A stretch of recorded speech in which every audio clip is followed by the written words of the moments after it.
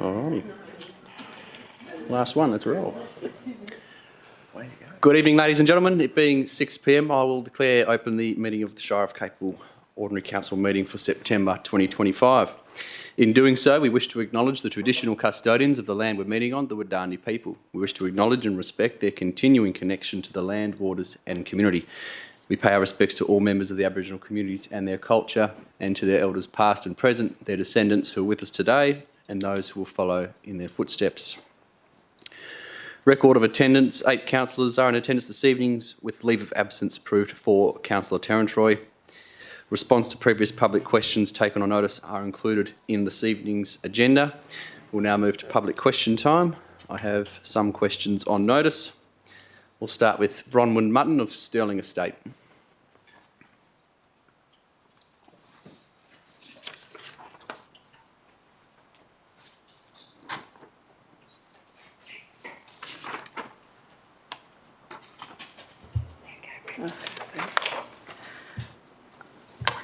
Thank you, Mr. President and CEO and councillors. I'm Bronwyn Mutton of Stirling Estate, and I have a question about the proposed bike trail past the Minnup Forest.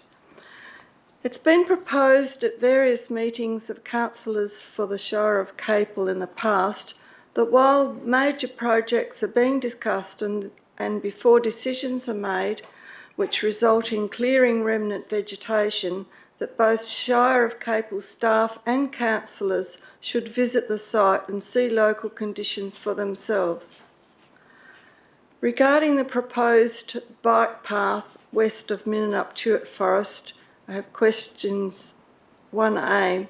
Which Shire of Capel councillors have driven along the four-wheel drive track between Mangles and Fisherman Roads to see local conditions for themselves, and which Shire of Capel planning and other staff involved in the decisions have driven along the four-wheel drive track between Mangles and Fisherman Roads?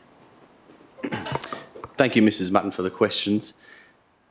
I suppose it's important just to note, first of all, that no formal proposal has been submitted to the Council for consideration at this stage. But at this stage, the project has been funded by the West Australian Government, and a community meeting has been arranged for tomorrow evening on the 25th of September to discuss the project in greater detail. As to councillors who have visited site, there is a mixture of those who have and those who have not. However, before the project is formally considered by Council, the councillors of the day will have the opportunity to visit the site and to discuss design matters. In regards to Shire of Capel planning or other staff that have been involved with the project and have visited the site, it includes the Director of Infrastructure and Development, the Manager of Engineering and Works, the Manager of Projects, Facilities and Assets, both previous and current, the Engineering Technical Officer and our Strategics Project Officer. Thank you. Thanks. Right, and question 2. A bike path was constructed by the Shire of Capel in the Stirling Forest near Peppermint Beach. It is a limestone path wide enough for vehicles to drive along. Witnesses see that this bike path is more commonly used by vehicles and cyclists. Questions. Is the bike path proposed for the gazetted road west of Minnup Forest National Park likely to be similar to the limestone path constructed for bikes in the Stirling Forest? And 2B, will bollards be constructed at each end of the bike path west of Minnup Forest to stop vehicles from using the proposed bike path between Fisherman's Road and Mangles Road? Thank you. Thank you, Mrs. Mutton. The proposed bike path has not yet had any designs finalised. However, it will be 3 metres in width with fencing to prevent vehicular access. Greater specifications around the design will be discussed tomorrow evening at the Community Information Centre session. The proposed limestone tractor that you have mentioned through the Stirling Turret block is part of a bushfire mitigation project. It's not a bike path or regular vehicle trafficable access. Thank you. Thank you, Mrs. Mutton. Mr. Brian Hasty of Stratham.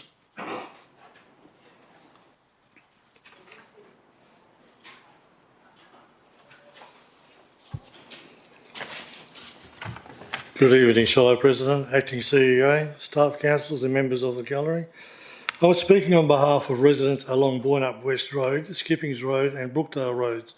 Surveyors have recently been sighted past Scott's Dairy on the undeveloped end of the road between Monday 8th of September through to Friday the 12th of September.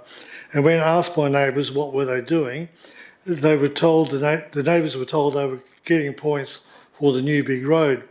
This has caused a lot of concern because there has been no notification, no consultation and nothing in the Shire's 5-year capital works plan. Therefore, I have 7 questions about the above activity and 2 questions in relation to Minnumup Road in Stratham being upgraded. Question 1, who engaged the surveyors working on Skippings Road, Bourne-up, and what exactly were they surveying? Thank you, Mr Hasty, for the question. The Shire has not engaged surveyors on Skipping Road and has no knowledge of any plans for a road or road upgrade of any kind. When the Shire is undertaking surveying for planned road upgrades, nearby residents are advised of that fact. What has occurred here, I'm not sure, and there is no record in the Shire of these activities.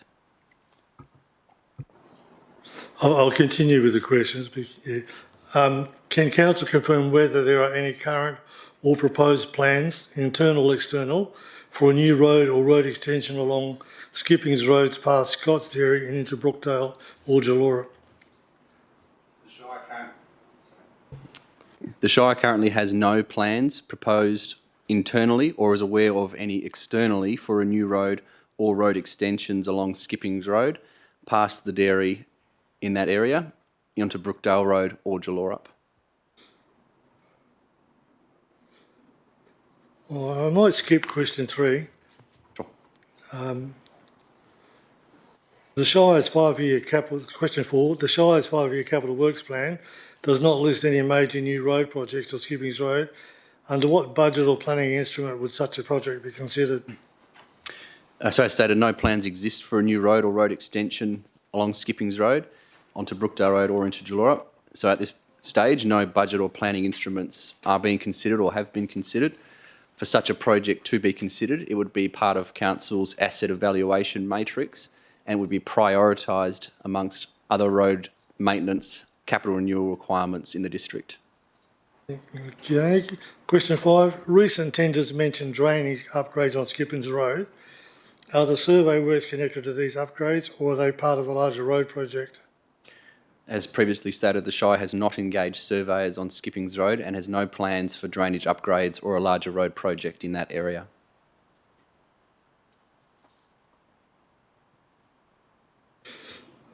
I will skip questions 6 and 7 because you answered them basically. And I'll go to question 8. When was the last time that any major works was done on Minnumup Road, Stratham, between Fisherman's Road and Minnumup Bridge, just past Comby Drive? The last major works were the Minnumup Bridge and Bridge Approach upgrades completed in 2009. Minnumup Road has a lot of traffic on it and is in need of full reconstruction, being 4.3 kilometres long, and also needs a shared footpath along that route as well. Can the Council advise when such work would be carried out to bring this road up so as to conform with the Austroads Guide to the road design single carriageway, 2-lane rural and outer urban standard? Minnumup Road is not on the Shire's 10-year program of works for roads. The Shire has developed its roads program of works based on asset condition and road priority. The continuation of the bike path along the coastline is a separate project, not linked to any direct road in that area or along any of the path.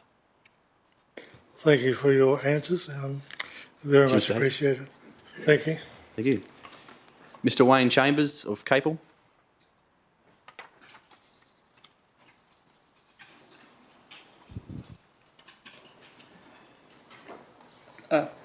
Thank you, Mr President.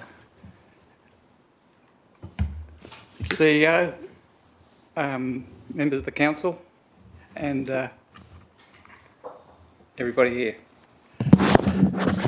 My question is on the rates, the way they were set in 2024. as they come with the new GRV.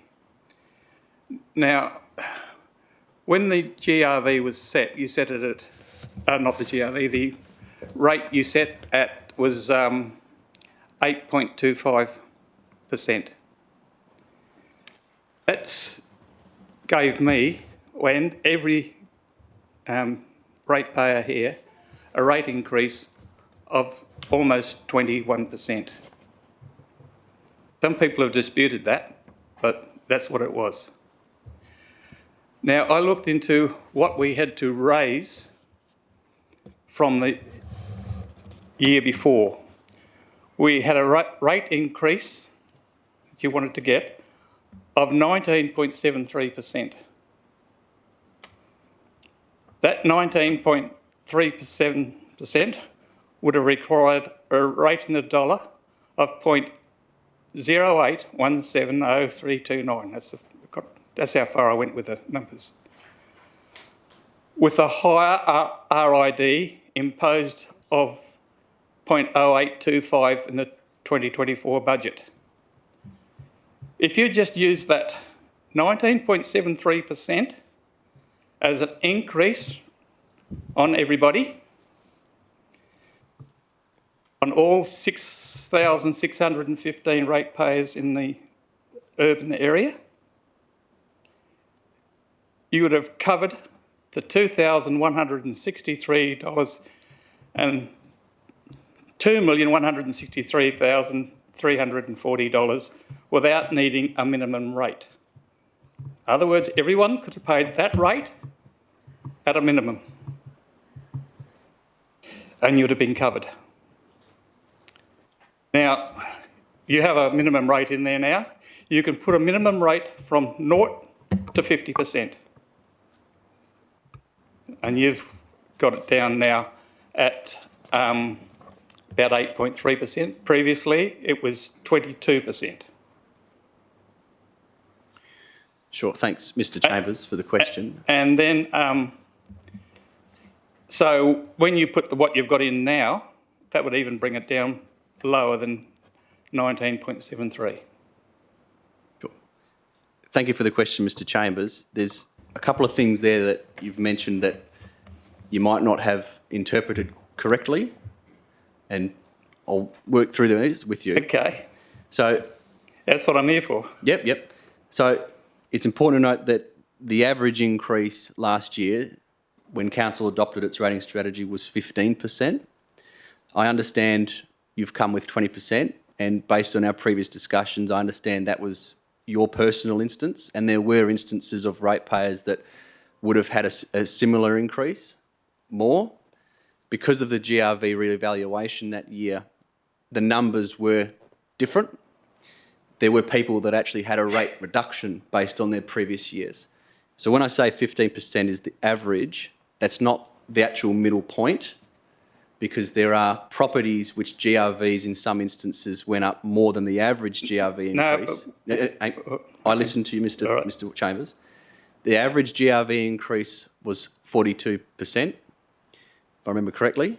But there were some properties where it was 60%, 80%, or even higher.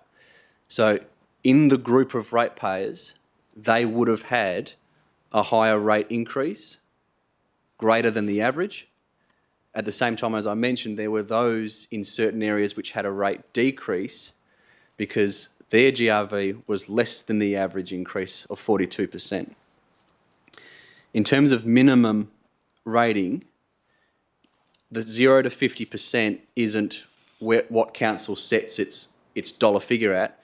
What that is in the Act, you can have up to 50% of your eligible ratepayers on the minimum rate. You can't have more than 50% on the minimum rate. The more who are on the minimum rate means that those who are paying the full GRV are paying a disproportionately higher rate than those on the minimum. Remember, the minimum is just to cover the Shire's basic services. So when the decision brought the minimum ratepayers from around 20% down to 8.5%, meant more property owners were paying a rate based on what their property is valued at, meaning they were paying what they should, and not just the minimum which is, as it says, the minimum required to be paid. So that's the large sort of crux of it. But during the rate setting period, the Shire underpins its decisions around rates and the rate in the dollar in line with the principles of taxation, which is fairness and equity, as well as transparency and administrative efficiency and consistency. So properties registered under all those zones, so not only Zone 3, which is residential, but also urban development and others in Zones 1, 2, 3 and 4, were all levied the same rate, meaning that they equally contributed to the total rate burden that financial year. Yeah, but you say that I would have had a higher or lower rate than what was the average. Mine was a bit higher, I accepted that. But what was the average of the rate increase everywhere was almost 21% in the urban area. No, as you'll find in the council reports and agendas from that budget setting time, it was 15%. Was the average? Okay. I still can't get it out. Okay, thanks. It's in the public record, Mr. Chambers. I'm happy to sit down with you outside of this forum and we can go through it if you like. Okay. Sure. Thanks. Thank you. All right, I have one more question on notice, but I don't believe they're here. But here, Jacqueline McCreary.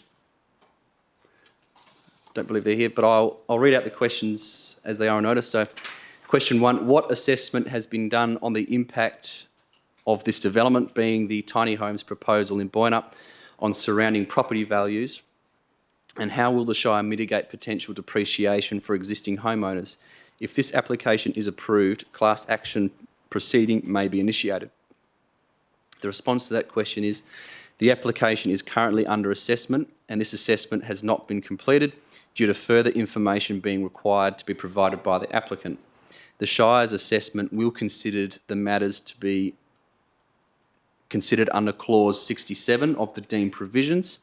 This refers to considering the impact of the proposal on the amenity of the area, which can include environmental impacts of the development, the character of the locality, and the social impacts of the development. Amenity is defined as all those factors which combine to form the character of an area and include the present and likely future amenity. Clause 67 of the deemed provisions does not stipulate the impact of a proposal on property values, as the matter is to be considered on planning merit in its development application. Question 2, what measures will be taken to manage noise, traffic and construction disruptions during and after the development, especially given the scale of 49 dwellings in a rural setting? The surrounding roads are not designed to accommodate extra traffic. They are not wide enough, made of suitable material, leading to dust, etc., and are not safe for foot traffic, dog walkers, children, etc., which will happen should the community increase by the volume presented. In response to that question, the application is still under assessment and information addressing the management of the site as it relates to noise, construction, dogs and general facility management is required to be provided to support the application. Information demonstrating the suitability of the site in terms of traffic and access is also required to be provided to allow the assessment of the application to occur. Under general circumstances, if the application of this nature is approved, there are conditions applied to control the ongoing management of the site, both through construction and operation. This application has not yet progressed to this point. So they're the questions I have on notice. Are there any questions from the floor this evening?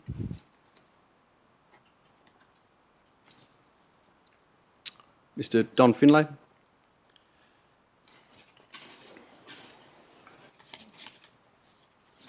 Good evening.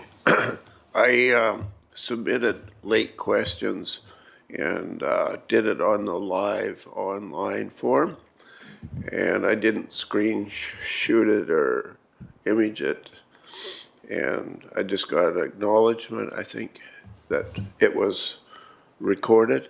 So I guess next time around, like, I don't have a copy of the 2 questions I posed.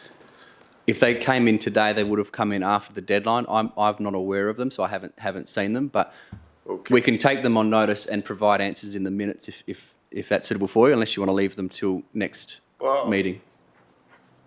I'll submit them and leave them till next meeting. Sure. Are there any other questions from the floor? No, we'll move on. Applications of leave of absence. None. Declarations of interest. Haven't received any. There's no notice of items to be discussed behind closed doors, so we'll move to the confirmation of the minutes. First is the ordinary meeting of the council from the 27th of August.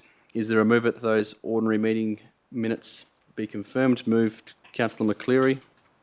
Seconder, Councillor Ferguson. Councillor McCleary. Councillor Ferguson. Is anyone against those minutes? There being no speakers against, I'll declare them carried by unanimous consent.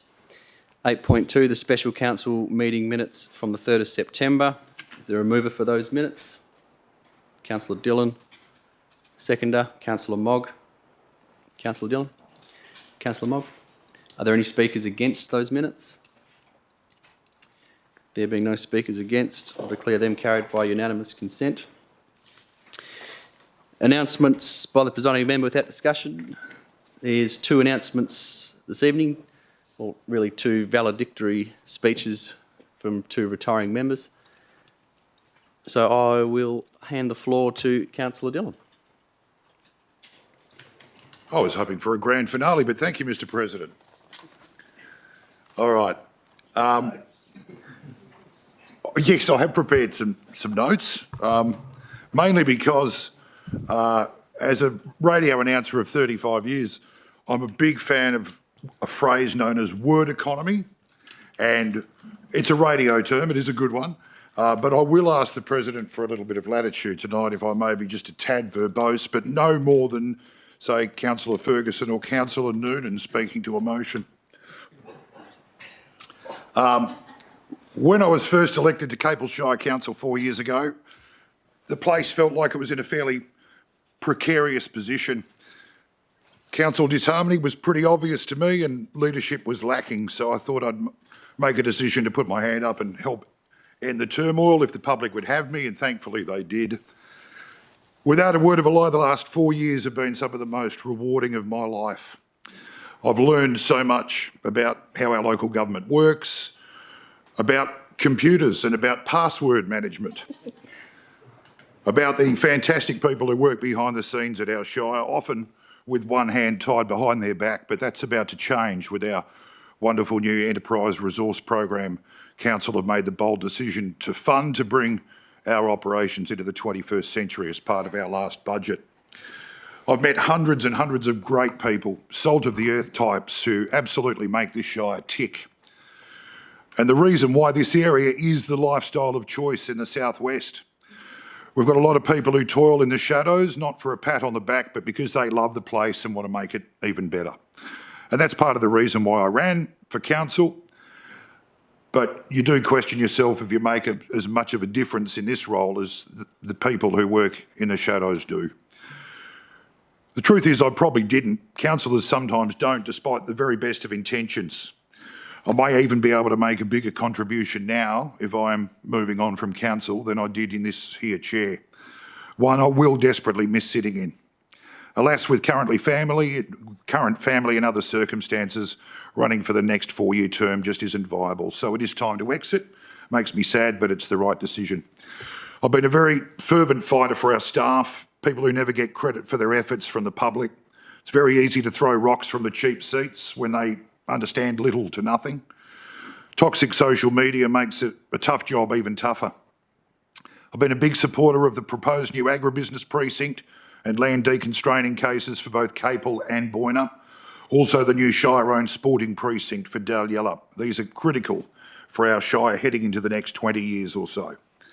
I've proudly served on committees of council such as the Bushfire Advisory Committee, That for my entire 4-year term, and a better bunch of people you will never meet. I'll miss spending time with them. I was on the Disability and Inclusivity Committee, the Audit and Risk Committee, plenty more.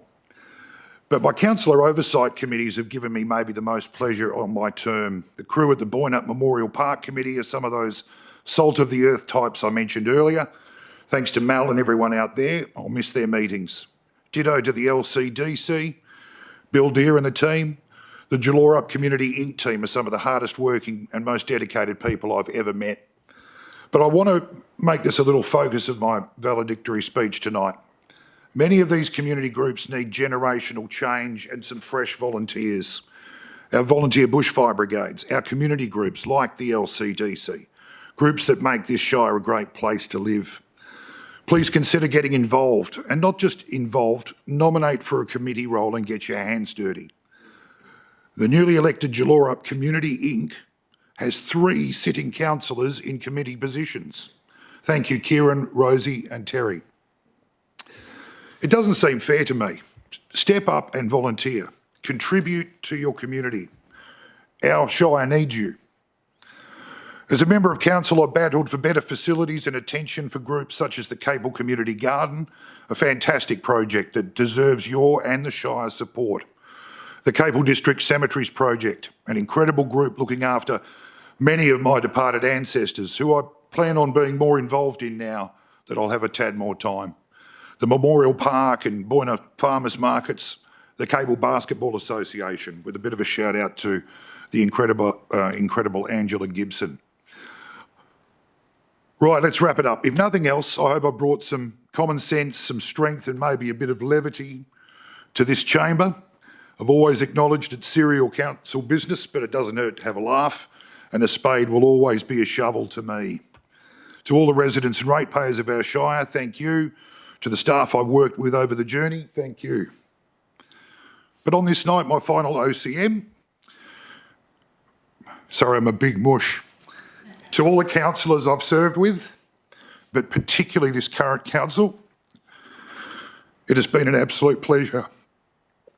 There have been disagreements, tight votes, but we have always been respectful and enjoyed a meal and a laugh after the OCM is finished. I will always consider you esteemed colleagues and good friends. To our outgoing Shire President, Councillor Kitchen, who, like me, has decided not to nominate again, you are leaving the Shire in a far better place than when you were first elected. You might be around 25 years my junior, but thanks for your leadership and your friendship. You're a fantastic bloke and you'll be missed in this chamber. So long as our beloved Shire logo and our incredible drains network are forever echoing in the minds of remaining councillors, we've done our job. Doug, good luck with the farm and enjoy time with your beautiful wife and young family. I love this Shire. I'll miss this role. But like Slim Shady, I may be back one day. Thanks for indulging me.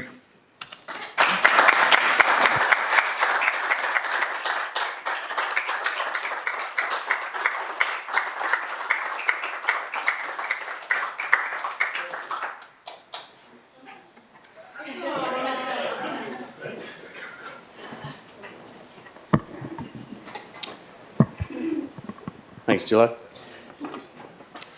We don't usually adopt the practice of standing when we speak in this chamber, but usually when it's the important things we do. And, it is with a lot of sadness, but certainly more gratitude and honour that I speak tonight for one of the last times as Shire President, with only 3 weeks left on my term.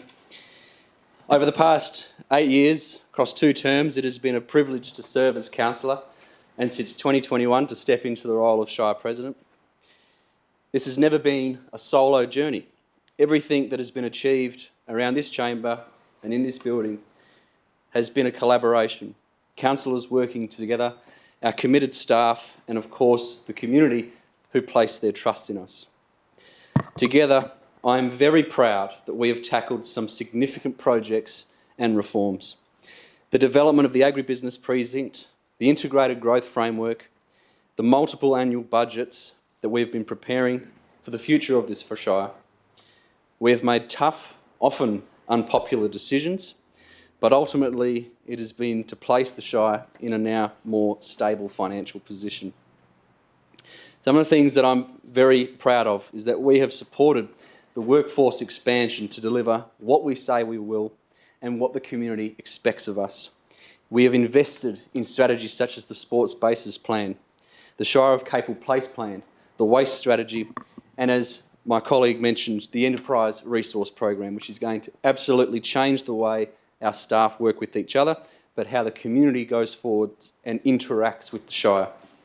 The Sustainability Framework, the Risk Management Framework, and our communication strategies are very important documents, and in particularly the communication strategy. There's some excellent things that are going to come out of that in the very near future to give our community more information about what we are doing on its behalf. Over the last 8 years, $52 million has been reinvested into community infrastructure, and over $130 million is planned for reinvestment over the next 10 years following adoption of our recent long-term financial plan. And something I'm very proud of in that project is $7 million being focused on our drainage infrastructure, the hidden and forgotten critical piece of infrastructure that nobody pays any attention to, but when it all goes wrong, you can be sure everyone suddenly remembers it's there. There have been major planning milestones, most notably the Local Planning Scheme 8 being gazetted in 2023, which modernised how we manage development and planning within the Shire. Alongside this, we've been working through numerous and updated local planning policies to guide, enable or challenge developments. I'm incredibly proud of rising to the challenge in areas such as extractive industries, as we have done as a team. It is important to allow this critical industry to operate within the district, but it will also mean leaving behind a site that has a purpose and a use into the future.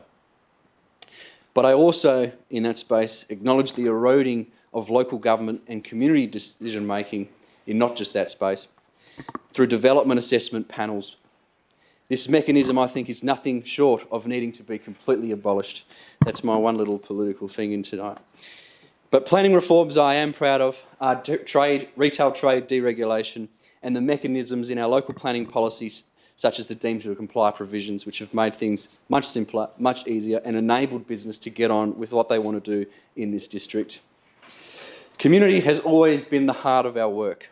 Projects such as the Dalyellup Multipurpose Community Youth Centre, now under construction, our community grants and events funding programs, our regular citizenship ceremonies, and the recognition of freemen, people that have gone above and beyond for our community, reminds us that local government is fundamentally about people and place. I also want to reflect on the role of local government itself. It is the closest level of government to the people, where decisions of all types can have an immediate and lasting impact on daily life. Where else can you walk off the street and ask questions directly to your elected representatives? While a lot of the reforms from the local government onto local government by the state have been welcome and positive, many have left a lot to be desired, and I would say to the state that it is a lot that it could learn from the dedicated people and councils in Western Australia. Sorry, that's two things. I forgot I had that in there. It has been an honour to play a part of strengthening our Shire, and I remain a passionate believer in the importance of local government. But most importantly, this is about people. To the staff at the Shire, thank you for your professionalism and your care for our community. To my fellow councillors, thank you for your commitment, even when faced with difficult and unpopular decisions. I think the best way to characterise decision-making in local government is to do the same as what Dillard did and pinch a few words from a great singer, but this time I'm going with Slim Dusty. You've got to drink the froth to get the beer. And in everything we do, there's some downsides, but ultimately it's all for the better.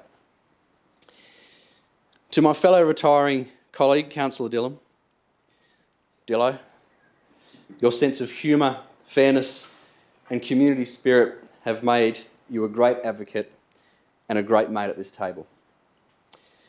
But I also want to single out Deputy President Sciano. Seb, thank you for your support over the years. The late night phone calls, the texts and the emails. You've been a wise council, and I thank you for your support. As I conclude my time, I do so with immense appreciation for the opportunity to serve, for the trust of the community, and for the relationships and partnerships that have been built along the way. It has been one of the greatest honours of my life, and is something that I plan on renominating for again in the future, much like my counterpart. I've told a few, but I'm now going to put on the record, because I like doing that I will not be one of those former councillors that hang around like a bad smell and cause distractions. But that does come with a few caveats, and everyone here knows what those are, but here they are again. Number one, if our bushfire brigades aren't appreciated and resourced, you'll be hearing from me. Number two, if our neighbouring councillors again forget where their boundaries are, you'll be hearing from me. And three, if there is any attempt to change the Shire's logo, it is a beautiful logo, and in my completely unbiased opinion, it is the best in the southwest region. You just need to look at it up next to the others and it stands out.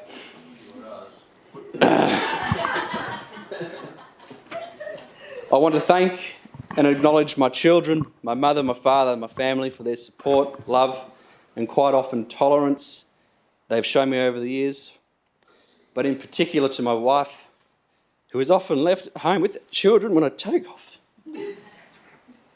When I take off as something with little warning. Thank you for being my rock, my support, my compass, my confidant. Oh, jeez. Big softy. To the many groups such as the Capel LCDC, the Boynup Progress Association, the Dowlett Collective, the Shire Community Association, the Lions Club, the Capel RSL, the Boynup Memorial Park, the Hall Committee, and the many others that I could be here for a long time naming. Thank you for allowing me onto your groups at various times over the years and being able to be an advocate on your behalf. Finally, thank you to the community for this opportunity and the trust that you have placed in me to serve on your behalf. It is the community, the people, and importantly, the volunteers that make the Shire of Capel the lifestyle of choice local government. Thank you very much.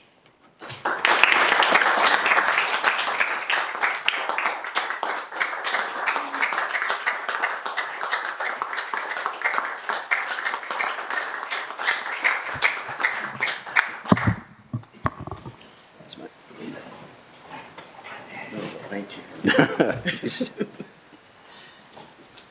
Oh, geez.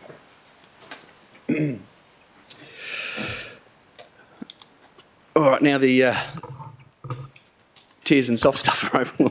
We'll move on with petition, deputation and presentation. There is one presentation this evening from Alastair Kenyon on behalf of the Boynup Foundation to present a certificate of appreciation to the Shire of Capel.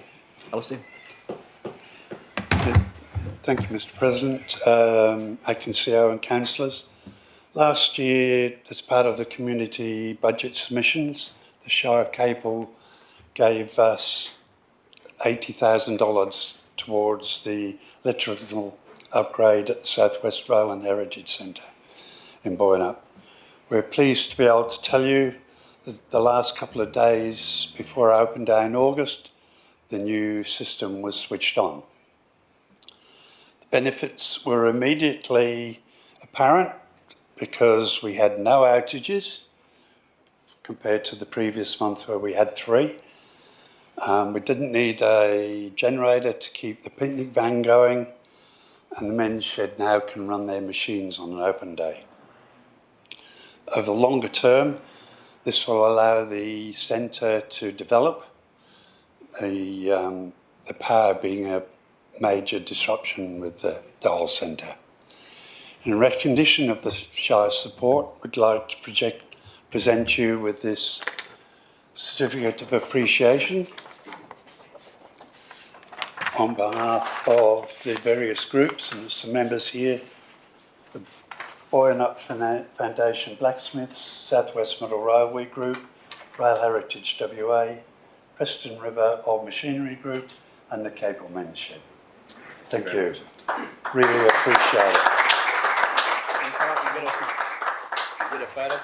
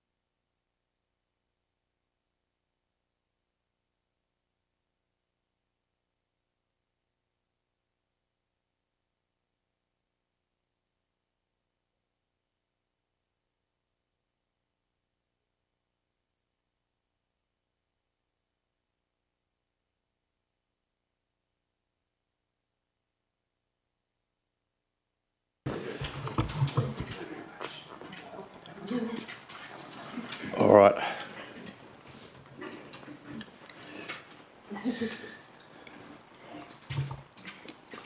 All right. We'll continue up. Motions without previous notice which have been given. There are none, and there are no questions of which previous notice has been given. Move to Chief Executive Officer reports. 13.1, CEO Selection Panel Terms of Reference. Is there a mover? Moved Councillor McCleary. Seconder, Councillor Ferguson. Councillor McCleary.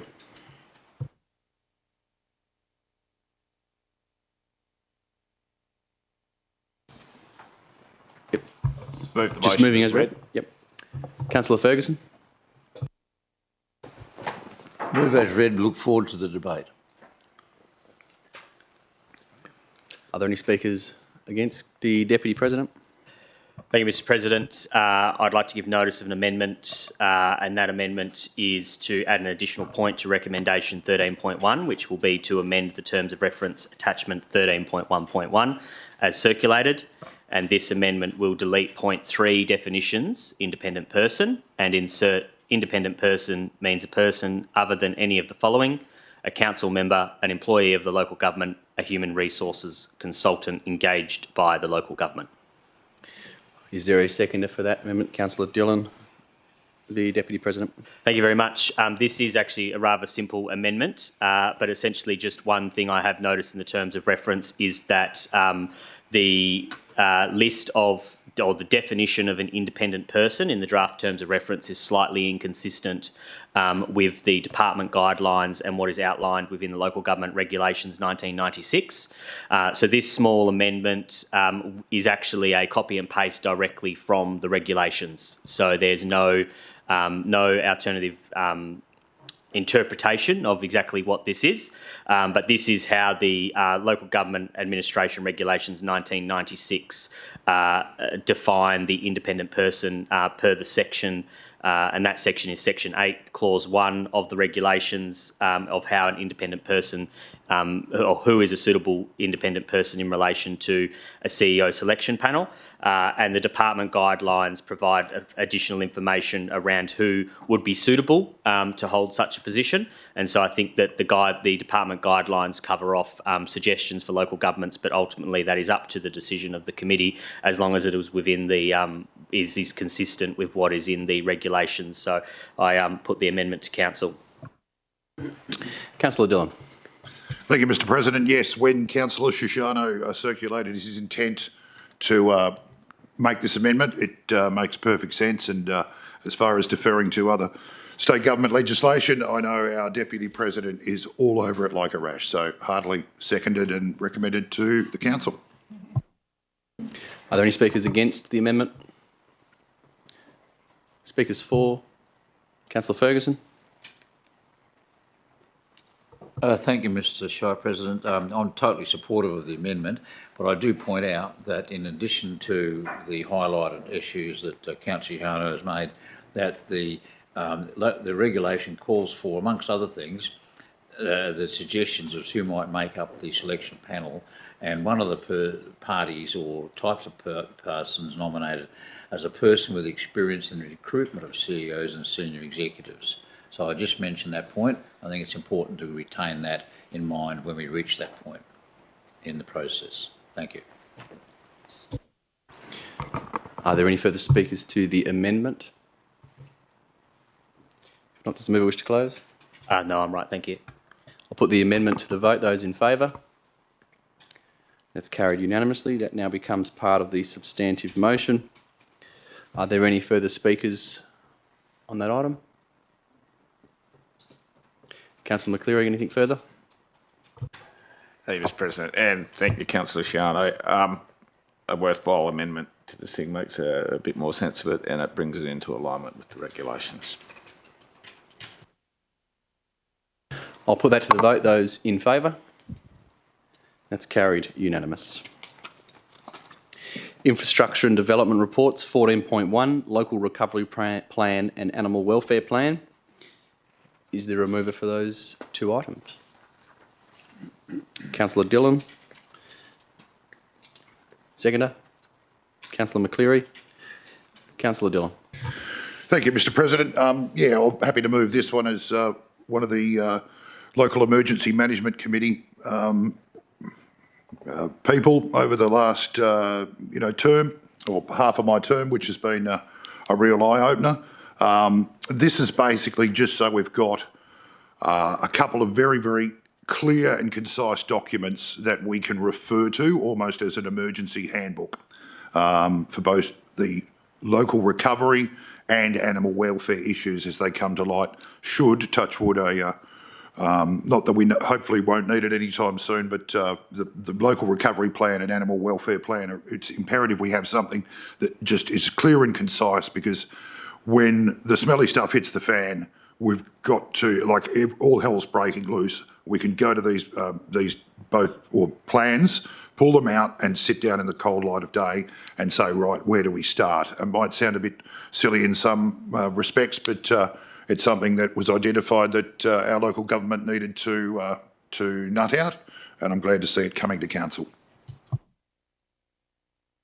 Councillor McCleary. As always, it's a bit hard to follow Councillor Dillon, and he's hit it on the.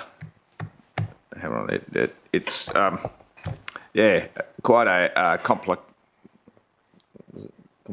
No. Compiling of all the details of what's going to go on in an emergency, and the staff have put a lot of hard work into this and brought it to fruition. I congratulate them on that work.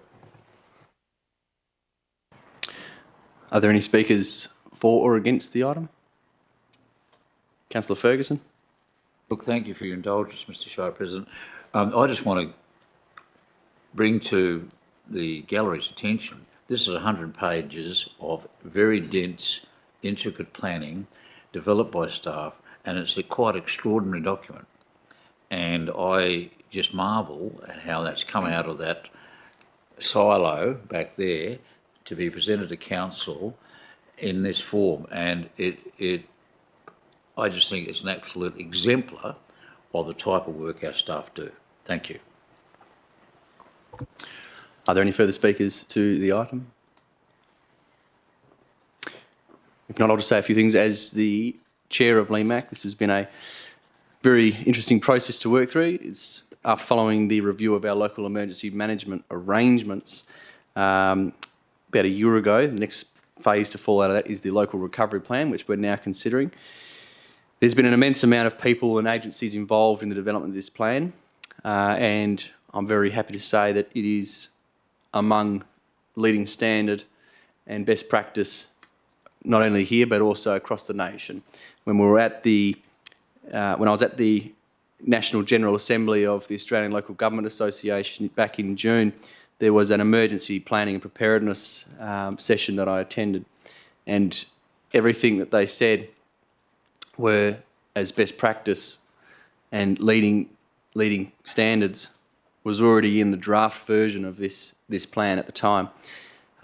So it's an immense credit to the people that have been involved throughout this process in wanting to ensure that the event, the recovery and the resourcing following a disaster event is done in line with best practice and keeping our community informed. So if you're ever after some reading, it's certainly worth looking at, but the purpose of it is to provide those who are aiding the local government, be it our volunteers or emergency services personnel, with clear guidance on expectations of recovery. And that's also something that is, I just want to touch on there, is as much as everyone focuses on emergency response, and in certain instances the local government does have a leadership role to play in that, particularly around bushfire, of any other emergency event of any other nature, once the actual emergency itself is over and it moves to recovery, doesn't matter what type it is, the local government is responsible.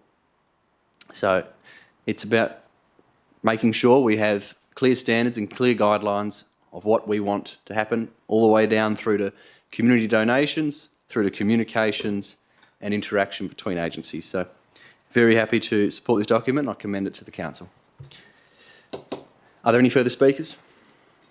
If not, Councillor Dillon, I'll put that to the vote. Those in favour? And that's carried unanimously. 14.2, the Agribusiness Precinct Draft Final Report. Is there a mover for that item? Councillor Ferguson. I know this is highly unorthodox, Mr. Shire President, will you indulge me? I would like to encourage you, I know it's not appropriate. Not entirely appropriate. You have a point of order, I'd like to encourage Councillor? you to move it. Sorry, I saw your hand up. You're moving it, Councillor. So I'll move it. But, Seconded by Deputy President Sciano. Councillor Ferguson. Well, look, thank you, and thank you for indulging me. I've found my engagement in this particular matter to be one of great interest, and to me personally, but also engagement with the council to deal with this rather vexed issue of the existing facility and the prospect of the new facility.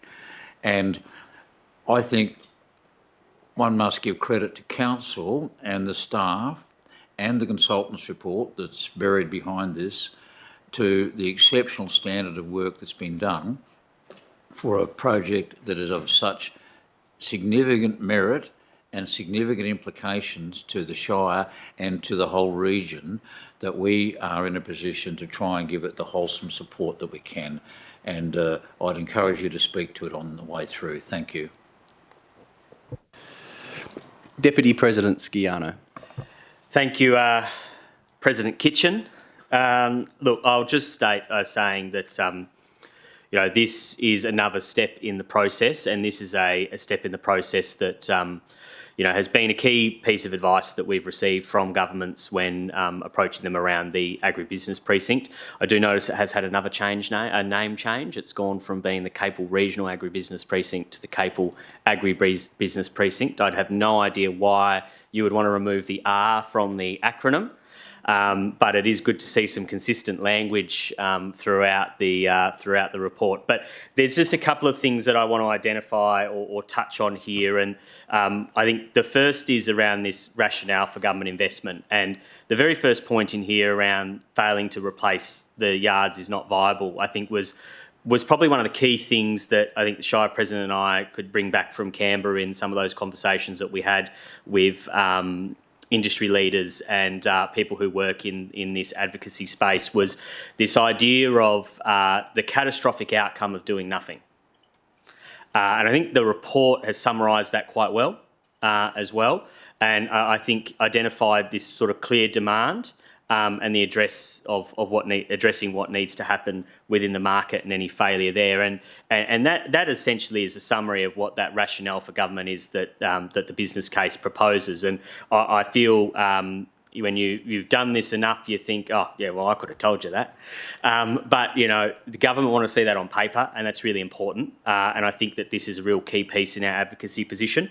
But I think what just does surprise me, and you say a lot of this, I could have told you that, and we know that, we see it every day in our communities.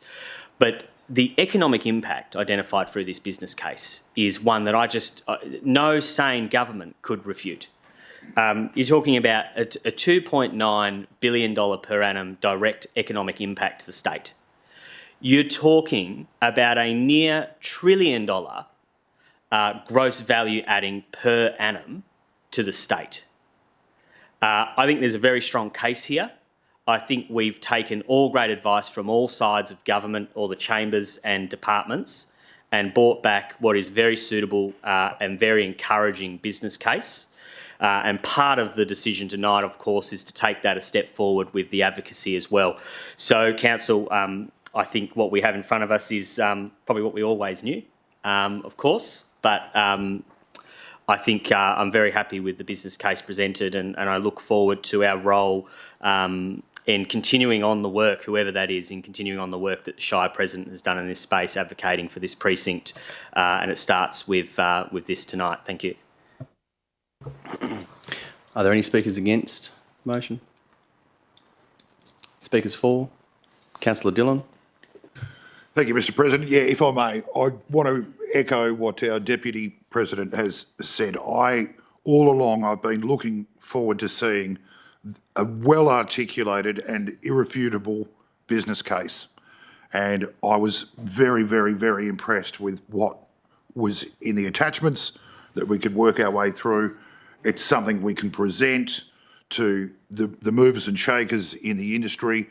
The feasibility document was fantastic to read as well. And like our Deputy President said, how anybody could just brush off what the Shire of Capel has managed to put together here would be absolutely gobsmacking. So well done to all concerned, to our consultants who've helped us with this process. I cannot stress enough, I've said it before, I'll say it again, the clock is ticking, we need to keep moving, but as Councillor Sciano said, we can get on with the advocacy now, we can put this business case in front of as many people as possible, and we can get things moving. I bought a 10.4. Yeah, sorry, point of order. Deputy President. Yeah, point of order. I'm just going to call the 10.4, which is a personal explanation. Just to correct myself for the record, I did say near on $1 trillion. It says 949 million. There's too many B's on that table, and I have made a mistake. The gross value add per annum total state impact is $949 million, near on $1 billion. So I'll just make a personal explanation under 10.4 to correct the record. So recorded. Are there any further speakers to this item? Councillor Noonan. Thank you, President Kitchen. I'd like to also endorse this this business case. I think it is very significant. It's going to be a major role for the council particularly over the next 2 to 4 years, to then progress this and advocate for this business case. We're at a juncture really where it changes from being a great idea to becoming a compelling business case, and something that we've got where we can put some figures behind the arguments that we then take to stakeholders, potential investors, and in particular state and federal ministers. So I echo the thanks to the people who've put this together. There's a lot of work in there. It's we've been given a confidential report, but it's a report that I have a lot of confidence in, and I think that in terms of its impact on the Shire, this is going to be, all going well, this is going to be as big as, an impact as the development of Dalyella, potentially. So I think it's very important that we are very focused, and that we work diligently over the next, the coming period to meet the opportunity that this business case, that this new agribusiness precinct represents. Thank you. Are there any further speakers to the item? Councillor McCleary. Thank you, Mr. President. Yeah, look, there's 5 points in here, all of significance in the decision making that we need to support. There's a few people in this room that would like to see things happen a bit quicker than I imagine will. I've been on council for quite a few years, and the sale yards has come up numerous times, and it'll be great to see an outcome that benefits this community. My hat's off to all the hard work that's been done in the background to pull this together. I think we need to endorse this and get the ball rolling, and let's hope we get the outcome that we're all wishing for around this table.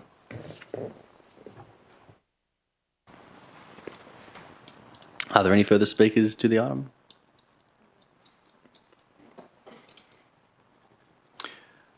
Well, I better have a little crack then.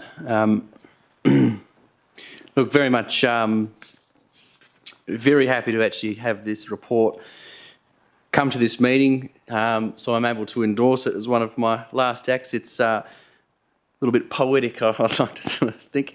But I want to touch on a few things here. It's in some things have been floated around the sale yards and the local implications and a few other things. And look, there is certainly some challenges regarding the sale yard industry around the state, in particular the one that we have in our district here. This is a medium to long-term solution to those yards.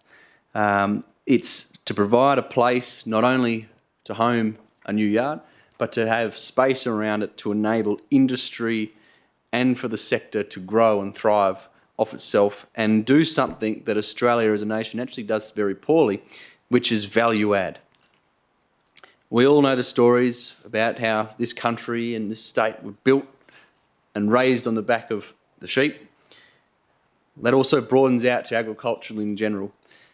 Agriculture still maintains the fourth position as the highest economic output in this state, and as temporary economic booms, which are the mining industry, slow down into the future, as they will, because they're mining a finite resource, agriculture is going to become one of those things that needs to continue to provide economic stability to this state and employment.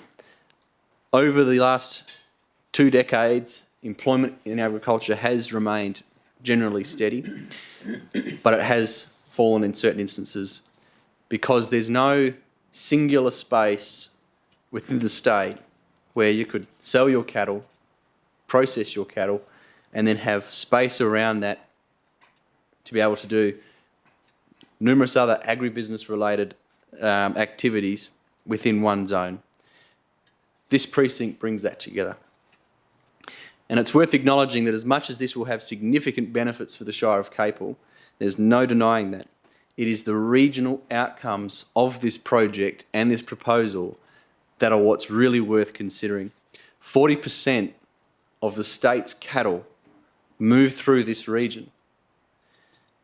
If there is no future for a sale yard and for the industry in the southwest, it means higher prices, higher freight costs, numerous other things and numerous consequences that would just decimate the market profile and the value that tourists in particular see when they visit the southwest region. They're coming here for our high quality food and high quality produce, and meat is a key cornerstone of that.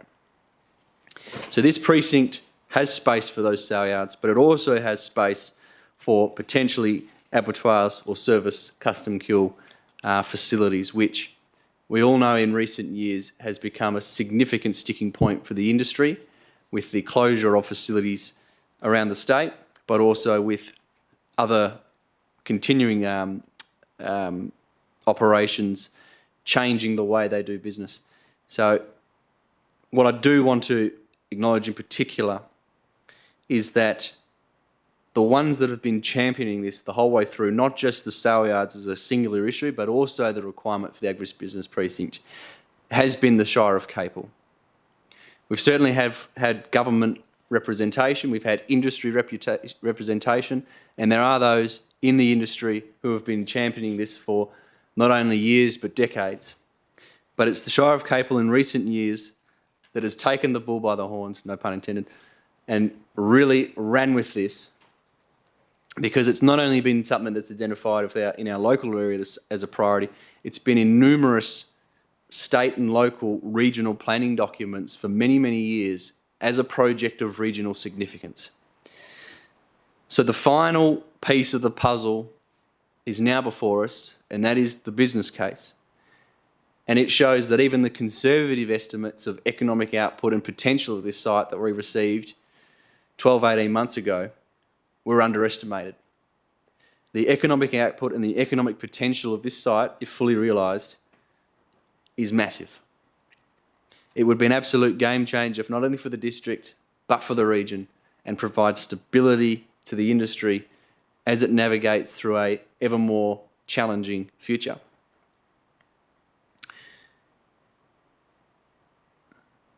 So that's where I want to call on the state government, the federal government, to get behind this project and support the industry in securing its future. And that's where I will leave my comments this evening. Are there any further speakers to the item? If not, Councillor Ferguson, you wish to close? Thank you, Mr. Shire President. I can only endorse what all the other councillors have contributed to the debate with their intimate detail on the technical side of it. And I just think that this is my privilege to have had the opportunity to move the motion, but I also thank you for your words and contribution and the Shire's contribution to this over the period that I've been involved and beforehand. And thank you.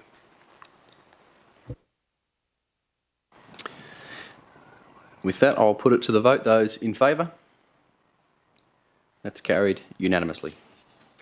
14.3, the Integrated Growth Framework and Plan.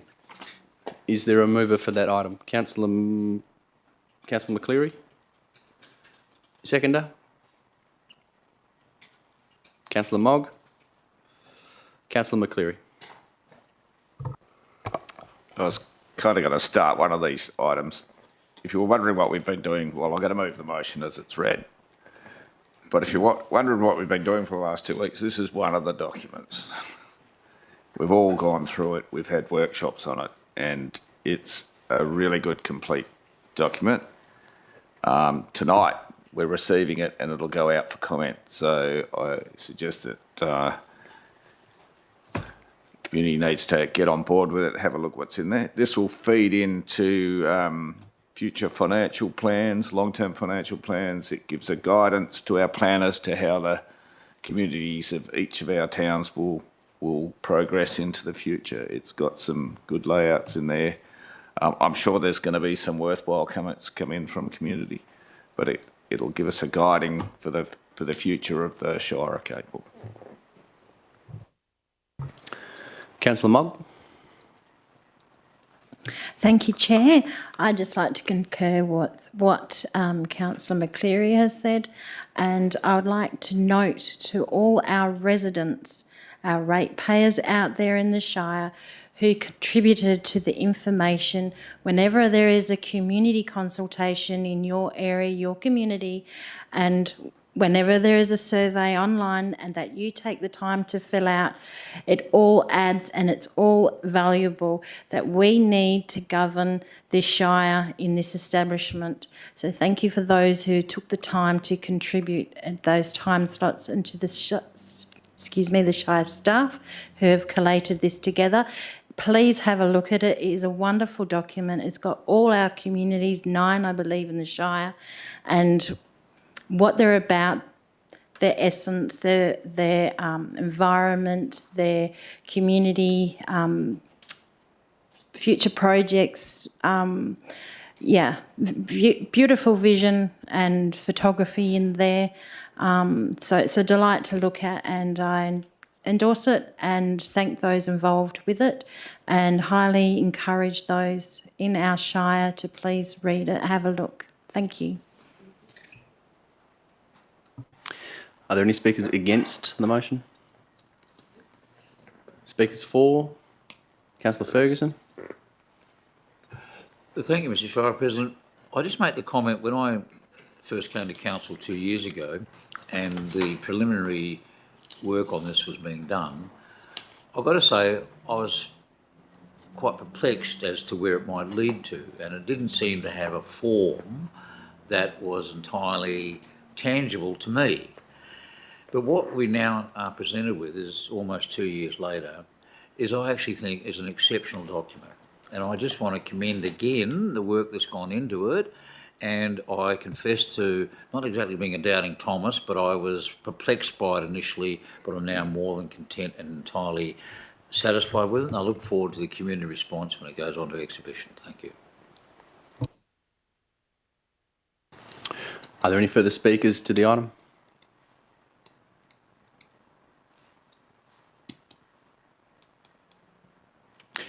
Oh, just because you like hearing the sound of my voice tonight, I suppose I better say something. But also because this has been an incredibly large amount of work that has just been...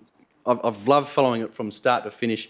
As I mentioned earlier tonight when I was talking about some of the planning initiatives undertaken, this really is the cherry on top of the icing on the cake. It's just it's a beautiful instrument into how it will guide the vision of the future for this district in terms of our planning. And the three key themes around connecting community, community and culture, and lifestyle of choice, which I'm sure you've heard me bang on about a few times, those three key themes running through this entire document really just goes to show how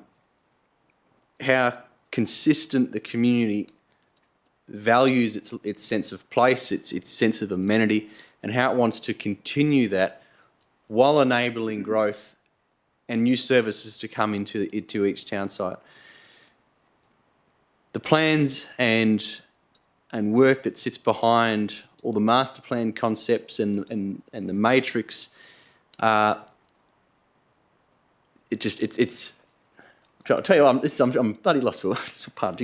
I'm lost for words on this because it has been an incredible amount of work, resource and time that's gone behind this. And to draw it into a nutshell, I suppose the way I can pull it together really is to say this piece of work is to enable development in the right areas, in the right way, and keep the character and the amenity of our town sites. So if you want to build something in Capel or Boynup or whatever, that's great, welcome.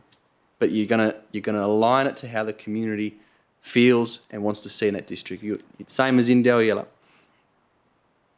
It can be drawn down to as simple as that, but it's also about the connecting infrastructure in those towns as well, and bike paths and all that sort of, which will feed through into all our various other strategic documents and planning documents, and of course the long-term financial plan as mentioned. But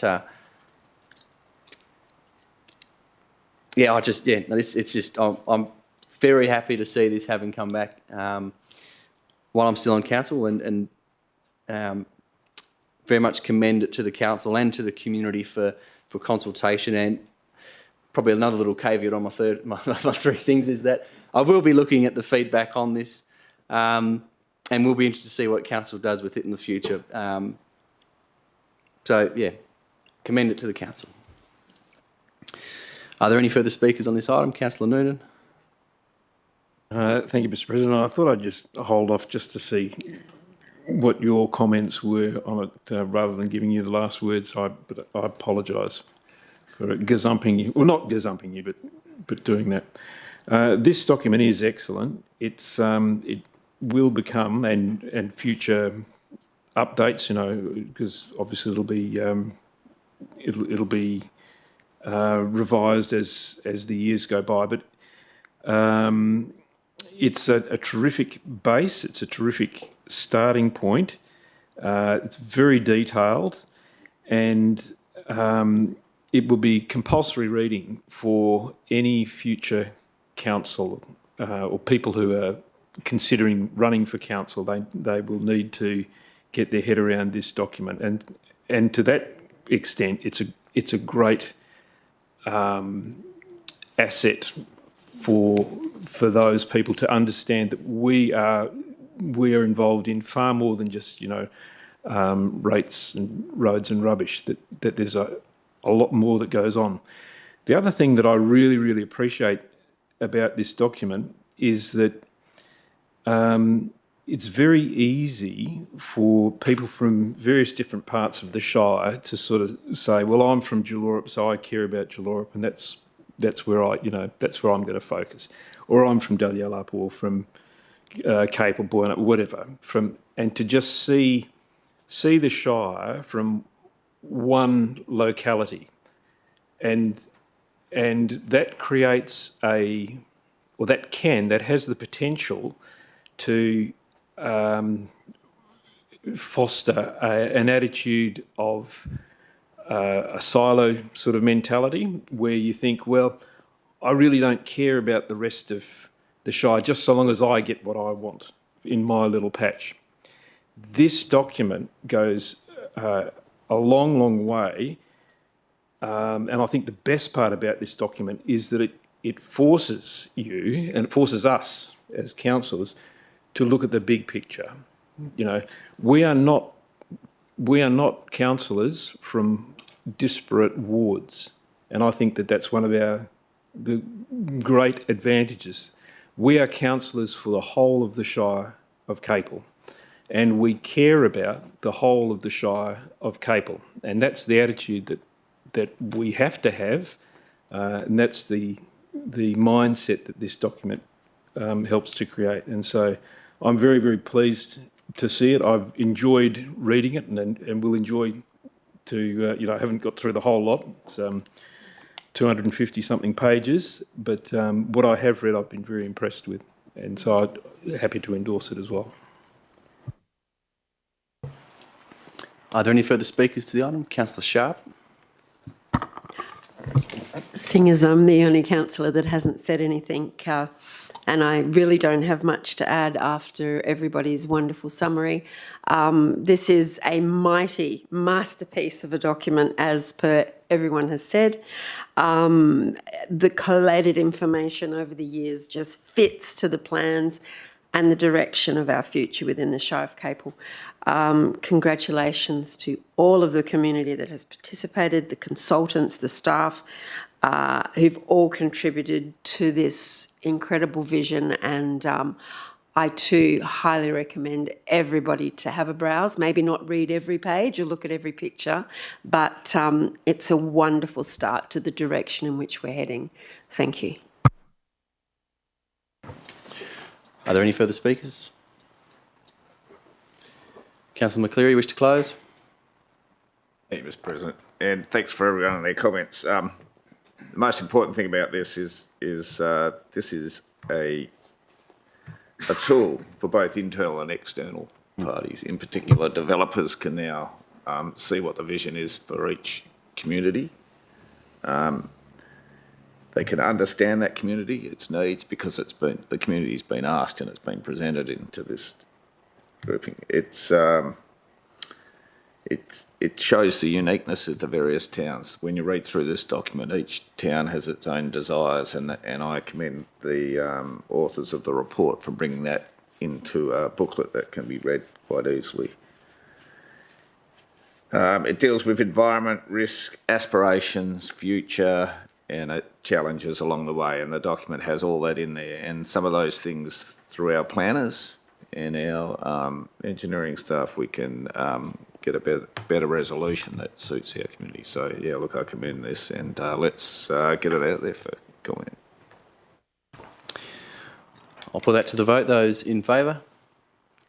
That's carried unanimously. Community and Corporate Reports. 15.1, the proposed ordinary council meeting dates for 2026. Is there a mover for those meeting dates? Moved, Councillor Mogg. Is there a seconder? The Deputy President.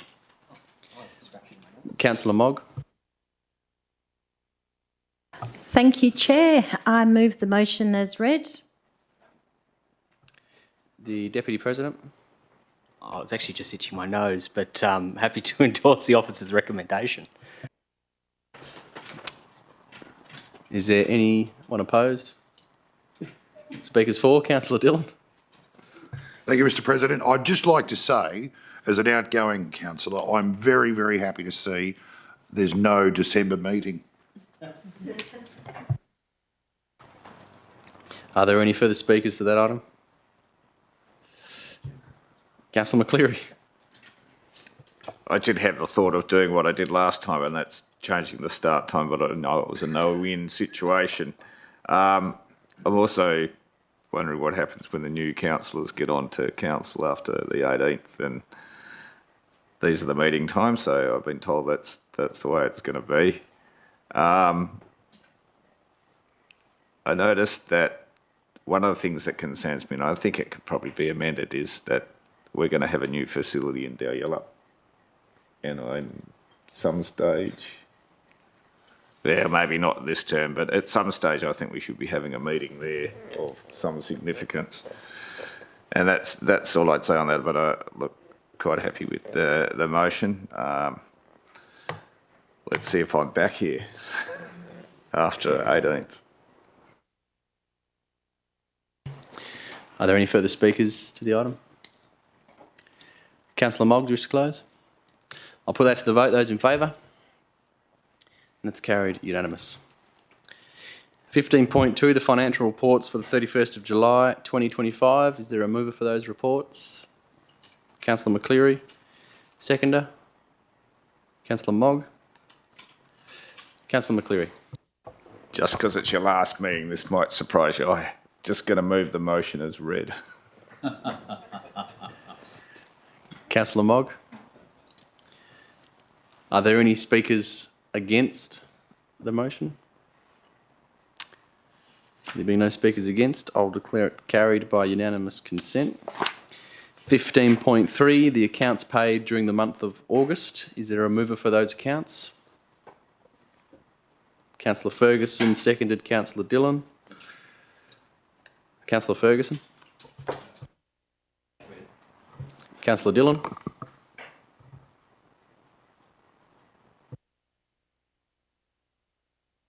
Go on.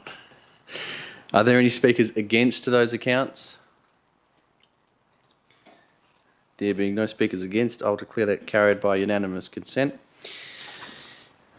New business of an urgent nature. There is none. We move to public question time. Are there any public questions? Mr. Mike Norton. Thank you, Mr. Chairman. Not so much a question, but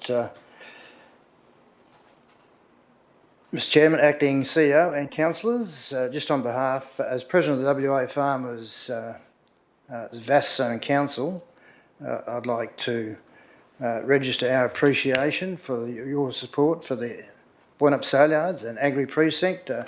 Both our Dairy Council and our Meat Council has put some submissions to you. We're certainly 100% behind it. The livestock agents did get to a couple of our meat fellas, but we managed to knock them into shape reasonably quickly. And this won't be an easy project, and having been involved with the relocation of Midland Saleyards to Mewshay, which took about 10 years, and about 3 or 4 different governments, they're not easy projects. And I was also involved with the deregulation of the WA Meat Marketing Cooperative into a farmer co-op, where we brought Lindley Valley and the Katanning Meatworks for $4 off Chinese, which that was a pretty good deal, and took over the workers' entitlements of $5.5 million. You got to think pretty bold and pretty big on some of these projects, and they're not easy, and you're going to get plenty of knockers. And the livestock agents are fairly unique individuals who have a unique management style, and you really have to sort of step up to the plate and go eyeball to eyeball with them. And as one of our previous ag ministers, Indigenous ministers, Ernie Bridge, one of his favourite saying was, "Boys, you've got to put the dogs out wide to bring them all in." And you'll have to do the same with this project. You'll have to put the dogs out wide, and there'll be plenty of knockers, and the old dogs are going to knock up a bit, but you've just got to keep pressing on, and I think we'll be successful.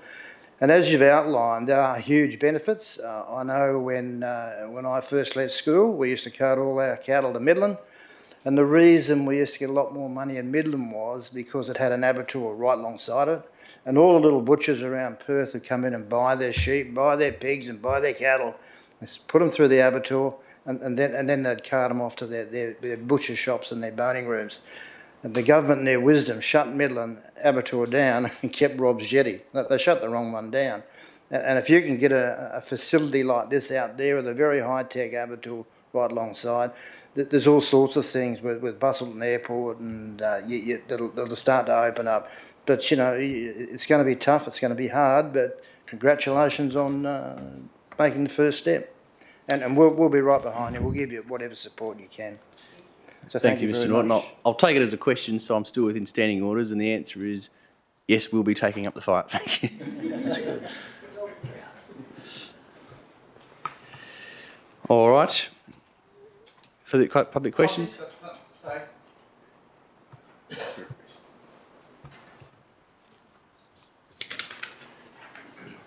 Thank you, Mr. Chairman. Everyone else. I've just, in my things, I've got my rate notice from 2017 and compared it with this year's. So it's 8 years ago. 8 years ago, my GRV was 19,240. Now it's 25,220. It is increased by 5,980. It's not very much. In between those times, we had a rate drop, a GRV drop. Mine went down to 1690. And then it's come back up again. So in 8 years, it's only gone up 5,980. My rates back then was 1,412. Now it's 243. And that's an increase of $730.66 in 8 years.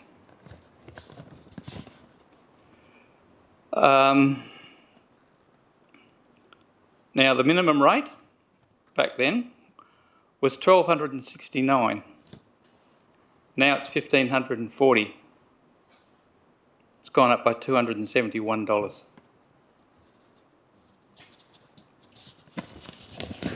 I'll just go to a couple of other ones here that might be of interest. The parks and reserves. I'm going to get that one right. Was 186. Today it's 201. The rubbish 3 bin system was 254. Now it's 344. That's not a high increase. And the refuse site was $80. Now it's 104. Green and hard waste collection was 31. Now it's 59. So there's not been really much of an increase in those 8 years.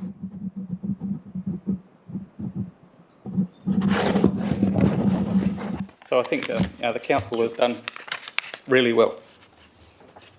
Sure. Thank you, Mr. Chambers. I suppose all I can say in response to that is it is a balancing act.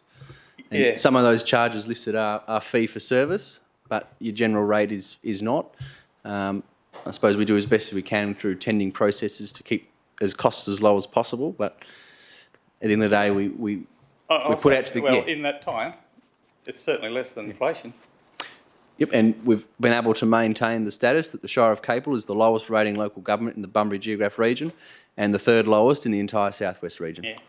I was hoping what I was suggesting would make it even lower before. Well, the community would need to change their directions they've given us in the strategic community plan, but it's always open for discussion. Okay. All right, thank you. Thank you, Mr. Chambers. All right, there being no further public questions, I'll move to motions without notice. I do have one that I had circulated earlier this evening.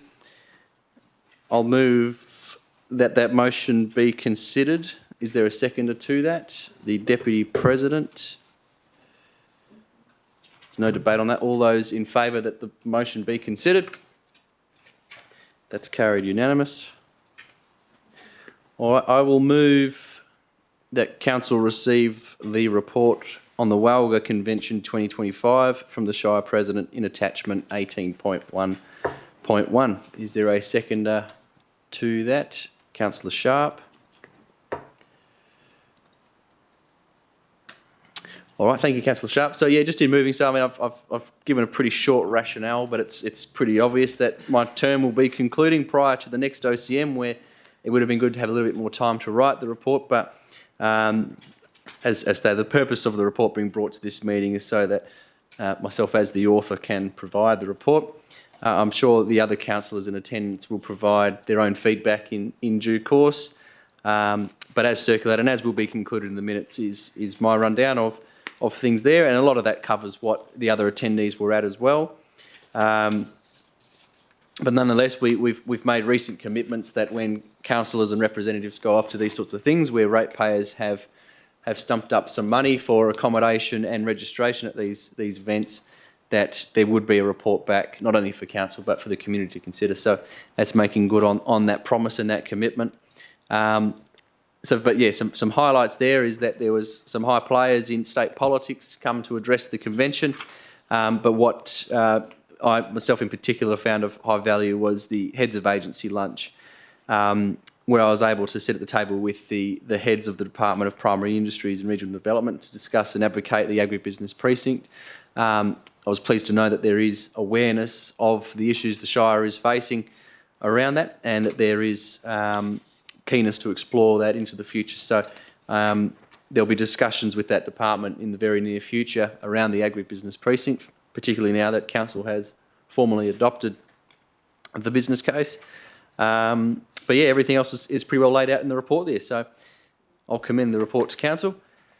Councillor Sharp. Thank you, Mr. Shire President. I really appreciate your report. Obviously not having attended this conference, but the past year, I realise just how much goes on and how important it is to have a summary of what actually is conducted during a very busy time. And I do appreciate this very much, as I'm sure the other councillors will who did not attend. And thank you to those that went and represented our Shire. I appreciate that very much.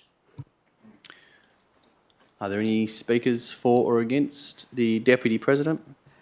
As the President outlined in his report, so I attended one of the two breakout sessions this afternoon, the different session to Councillor Ferguson and Councillor Kitchen.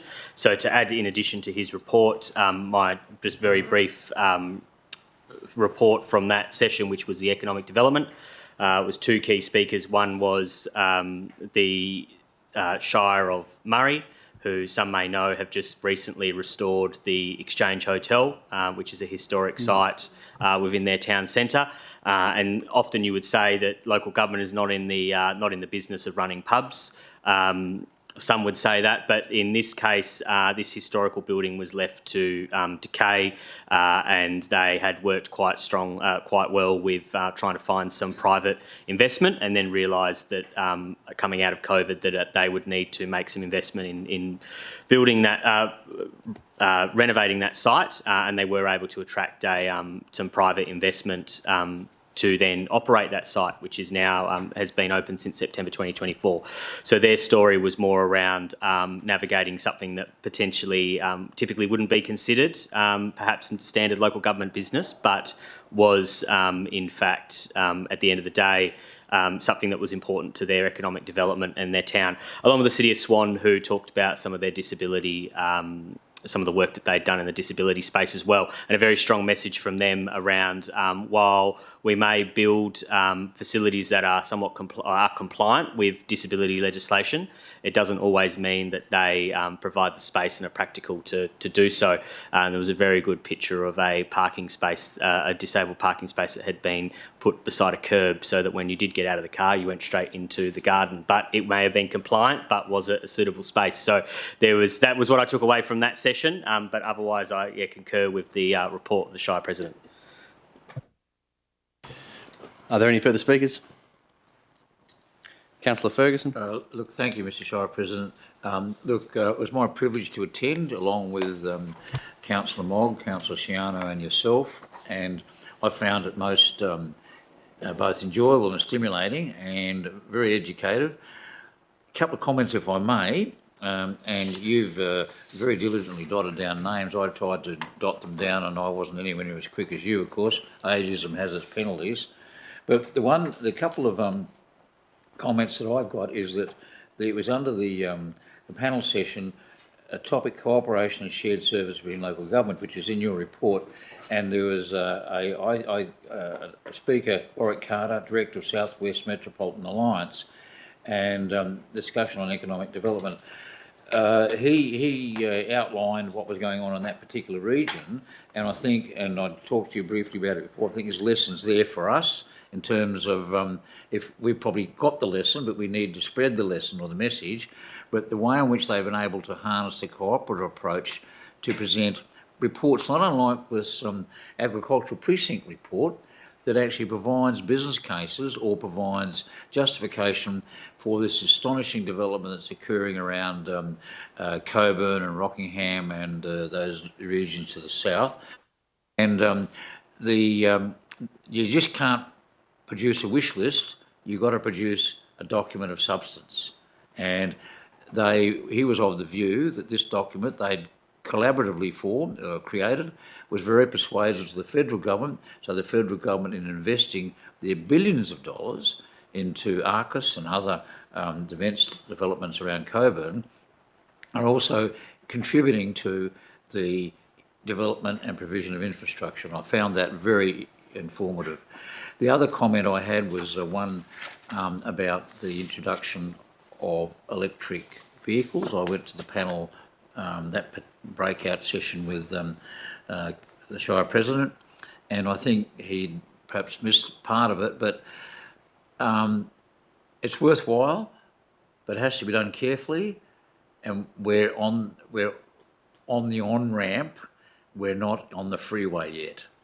And I thought it was a very interesting presentation by the City of Stirling. They've got some 80 or 90 electric vehicles. They've discovered already that small commercial units, small trucks, as a stepping stone towards heavy vehicles, are proving to be difficult to make viable, whereas the traditional passenger vehicle is a much more easier option.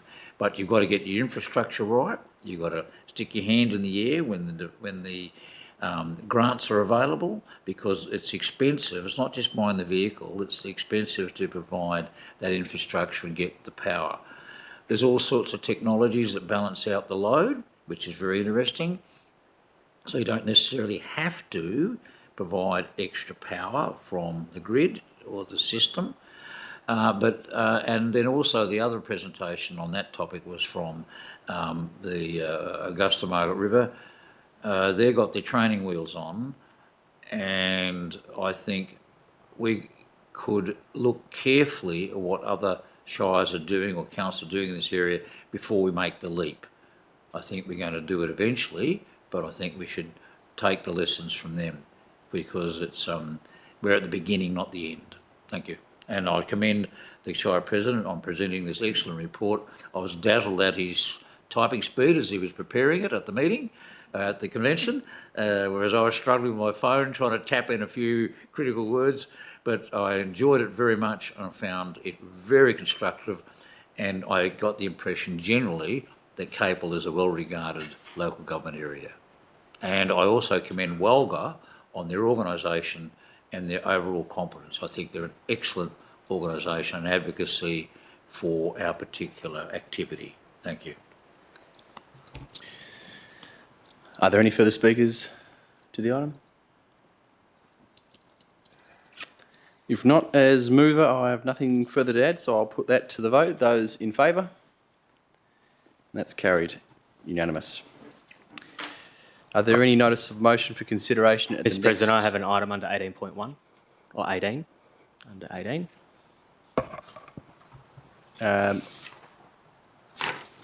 Did you want to give notice? Mr. President, I'd like to move under section 18 that this council wishes to show its appreciation for the service of Councillor Dillon and Councillor Kitchen.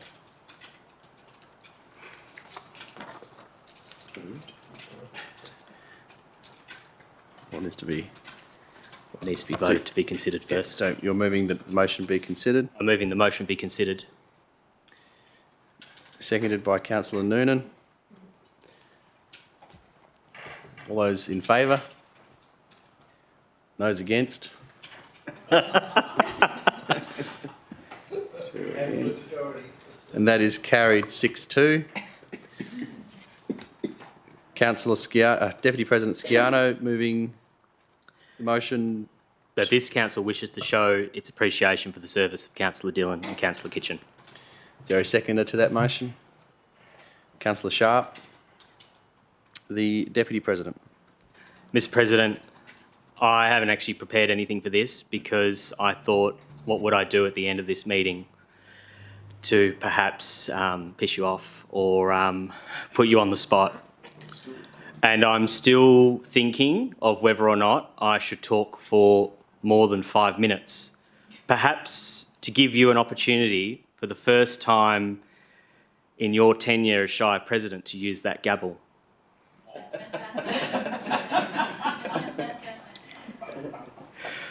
But the reality is I don't really haven't prepared to talk for 5 minutes, and I also don't know if you want me to talk for 5 minutes. But I've actually struggled to hold back tears through this meeting as I've sort of thought about what I wanted to say or what I wanted to do, and there will be countless opportunities after this to recognise the work of both you gentlemen. But I thought it was very important that this council, while you're still in the room, had the opportunity to show its appreciation. And I hope I don't speak out of turn here as well, but I think that the staff sitting at the table, our acting CEO, Talia, Beck and Sam and Matt, I will say that if they could vote at this table, I very much think that this item should be completely unanimous. And if any of you disagree, just cut me off, or Beck, cut the microphone. Just know I still know the code to get into the microphone system. Wasn't very hard to guess, but just briefly, and I don't want to put all the other councillors on the spot to talk about this, but Councillor Dillon, you talk about common sense, and if I've learnt anything in this world is that common sense is a lot rarer than it should be. And I think that's because you've nicked it all. You are such a level-headed man and such a delight to have at the table, and your humour and your friendship and camaraderie to the people at this table will be missed. And that common sense, I tell you, it's someone should turn it into a political slogan. It sounds great. It's a great message, and you have abundance of it. Councillor Kitchen, I think I hopefully speak on behalf of council here when I say that you have redefined what it means to be a president of a local government. And your journey through this at a young age as well, and the relationships that you've built throughout the sector and the work that you've done to get us to where we are. And I am really dragging on now because I want to get to that 5 minute mark because I want him to shut me off. But yeah, no one's timing. He'll just cut in at 3 minutes, but he's watching the clock. And I also, I really wanted to get in the last word, but you the journey that you and I have been through in local government, and I know other councillors, see sort of the journey you and I have both been through together since you joined this table at 2017, and I'll remind everyone after me. We often tell the story that you and I probably were indifferent when we first met each other about one another, and I won't say where or how or what we've said about each other at the time, but what a change that is to now think that it's hard to actually see what a future looks like at this table without you there, and the impact that you've had over the last 4 years. And to both of your families who have been an absolute delight, and I've appreciated, Doug, out of term, just how you and your family have been so welcoming of myself and even Sarah, and have been friends over the years. And, the hours we've spent counselling one another, particularly through some of the toughest situations or things that have been before us over the last 4 years. And so this motion does no justice to the level of service that you two gentlemen have given. But I do know that at least while I might not hear Councillor Dillon at the table too often, if you do flick on Channel 9 midday, you might get an ad for Bunbury Tyre and Auto Service, and you can listen to him there. Good to see he's still doing a bit of radio work, and he's got the face for council and the voice for radio. You will leave behind many laughs, and I appreciate you getting in one last Shoshano for the road. But to both of you gentlemen, 30 seconds. I have lots to say, and I will get opportunities to say far more, but I hope I speak on behalf of council when I say that we appreciate your dedication, what you've done to this role, the culture you've brought with it, the integrity you have brought to this job. And so I'll say, as I carry on through the final 30 seconds, that this council wishes to show its appreciation for the service of you, Councillor Dillon and Councillor Kitchen. And I hope that we see you both here. God, he's not even getting lined up to use it. Maybe he doesn't want to use it on me. I can't say any more apart from how grateful I am to have worked with both of you and to have had you in. What are you doing, mate? Use the gavel.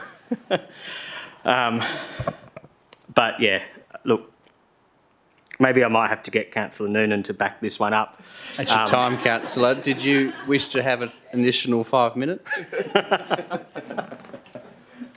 No, I'm just going to keep talking unruly. I'm not going to seek the call for an additional 5 minutes. I'm going to speak unruly. And I'm going to say that, we talk about leaning... If time is not extended, Councillor, you'll be removed from the speaking. Lean into legacy, and the legacy that these two gentlemen leave behind is one to reckon with. I put the motion to council. Councillor Sharp. Well, there's nothing I can say after that, other than I've only been in council a couple of years, and I know the turmoil that we had prior to that, and the good direction and guidance and maturity that I've witnessed as an older person from a younger person, and of course Dillo as well, has been exemplary. I don't think we could have gotten a better guide than what you've done for us, Doug. And I am very, very appreciative of the way we've moved through the last couple of years and the things that have been achieved. It's fantastic. I've got nothing else to compare it to, but if this is the benchmark, then I don't know how we are ever going to get any better. And I don't mean any disrespect to potential new presidents sitting in this room. To Councillor Dillon, thank you. You're just such a charming character. and you're a go-getter as well. And I really appreciate what you bring to council through your professionalism, that wonderful voice, and the charisma, as well as what you do. Thank you both, and all the very best for time you get to spend with your family, because I know they have all been behind you. But I do hope you miss this family as well, because we know we'll miss you very much. Thank you. Are there any speakers against the motion? If you won't say it, I will. Through the chair, it's important that council doesn't make decisions without advice from the staff. So I just want to... He's really testing me, aren't you? I just wanted to say in the short time that I've been here that both of you have, from the feedback that I've had, universally liked and respected by the staff. But I have, I've told you in private that I've knocked around this game for 30 years. And I have to say, I haven't worked with a more capable Shire President. So it's going to be a tough one to pack up. Thank you.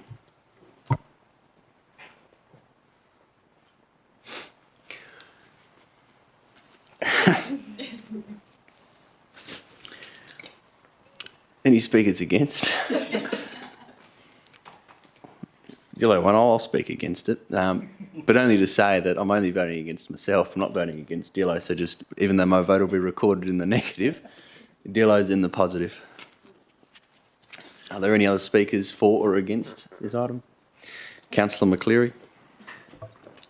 It's only because I'm only speaking because it was trying to get past the time set by Dillo tonight.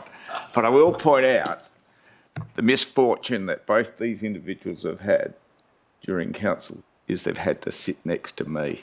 I can remember when Councillor Kitchen came on the first time, I think we were sitting over not too far from this seat anyway, but yeah, there was an interesting times there. That was about when certain councillor was on board, but we had some interesting times. And again, it's been quite interesting sitting next to Dillo, Councillor Dillo. Look, I've enjoyed the company at close range, I suppose. But yeah, great for your future. I hope to see both of you back on some other election period, maybe in 2 years, 4 years, or never.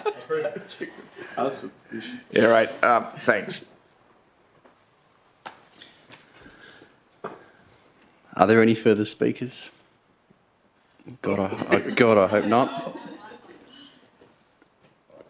Councillor Noonan. Thank you, Mr. President. I'd just like to show Councillor Shiano how it's done. Oh, I beg your pardon.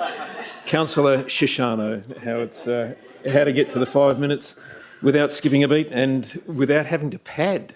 I couldn't believe it. That was outrageous.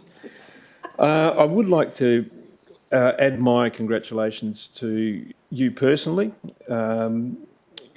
Councillor Kitchen. I think you've been an excellent president.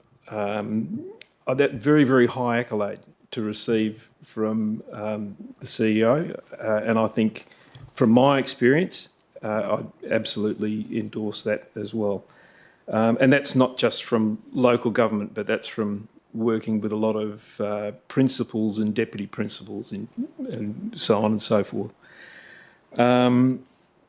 One point that occurred to me that I would like to make. Oh, sorry, I should also obviously while I'm doing that, I do want to point out that Councillor Dillon has always called his spade a shovel, and that he has known very well how to use it as he's dished things out and kept us entertained.